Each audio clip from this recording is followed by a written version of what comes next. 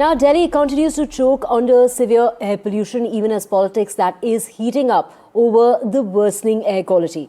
At a public event featuring football icon, we're talking about Messi there were chants of AQI that were raised from the crowd during Delhi Chief Minister Rekha Gupta's appearance. The video of the chants has gone completely viral. We're talking about the opposition that seized on the moment to target the Delhi government. It's Aam Aadmi Party's leader, Saurabh Bhardwaj, saying that the Chief Minister was booed at the event, claiming that people were chanting AQI after seeing her and questioned whether the government has any solutions to the pollution problem. The BJP, however, hit back, saying that people still have faith in the Chief Minister, and the party said that the centre is working seriously to tackle a problem, highlighting the induction of over 2,200 electric buses to be precise, while blaming former Chief Minister Arvind Kejriwal for the condition of the national capital.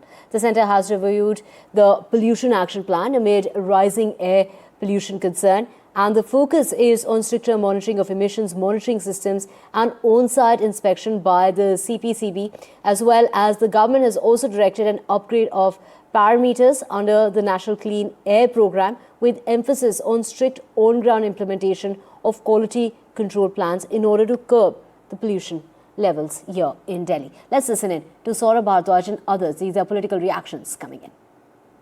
मुख्यमंत्री जिससे आप उम्मीद करते हैं कि ये pollution का solution निकालेंगी, वो मुख्यमंत्री AQI बोल भी नहीं सकती। उनको AQI और टेम्परेचर के अंदर फर्क नहीं मालूम। वो कहती हैं कि AQI कम करने के लिए पानी का छिड़काव ही एकलौता एक उपाय है, तो उनका जाना तय है।